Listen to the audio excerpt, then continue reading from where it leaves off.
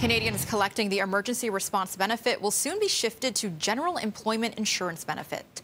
A separate transitional program will also be created for those who aren't eligible for EI, including contract workers. The federal government says it will begin phasing out CERB over the next coming weeks. More than 8 million people have used the program during the pandemic, but those numbers continue to drop as lockdown measures are lifted.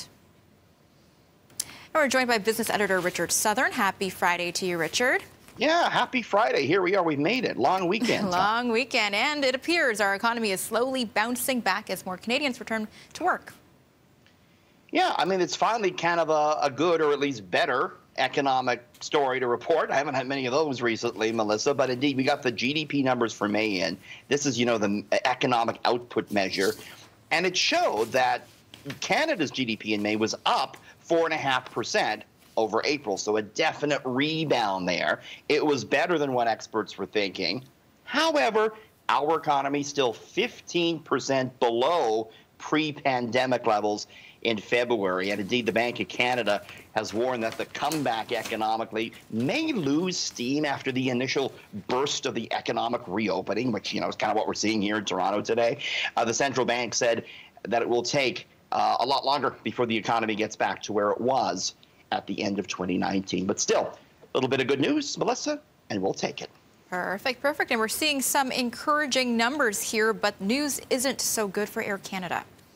Boy, I tell you, continuing to fly through an awful storm. Air Canada opened up its books today, let us take a look at what happened in the second quarter, and nothing good happened because we didn't see a lot of that. We didn't see a lot of planes taking off. Air Canada, Melissa, posted a $1.7 billion loss for the 3 months. Revenues plummeted 89%.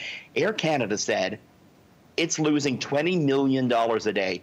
They have all these fixed costs. They got to pay the rent on these big planes and all that, right? Now, they have cut spending because they've laid a lot of people off. They've retired 79 planes. We heard from the CEO today talking about maybe how he's going to cut orders for new planes. It's going to be a while before travel recovers. If you want to nibble away, if you want to be adventurous, Melissa, the Air Canada is rolling out some deals.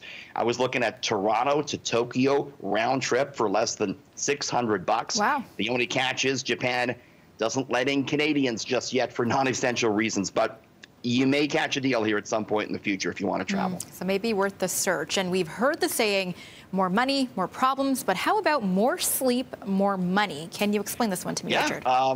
Mo sleep, mo money, mo sleep, I guess is the story. It was this big study out of the UK, Melissa, and it found that the more money you make, the more sleep you get. So researchers found that only 55% of those living below the poverty line reported getting a full 7 to 8 hours of sleep a night. However, those that made $90,000 a year or more, the majority of them slept very soundly, getting that 7 to 8 hours a night.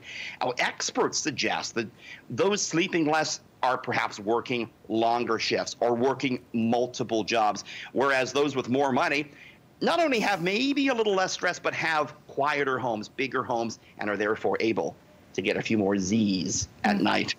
Well, I wonder if napping counts for that one.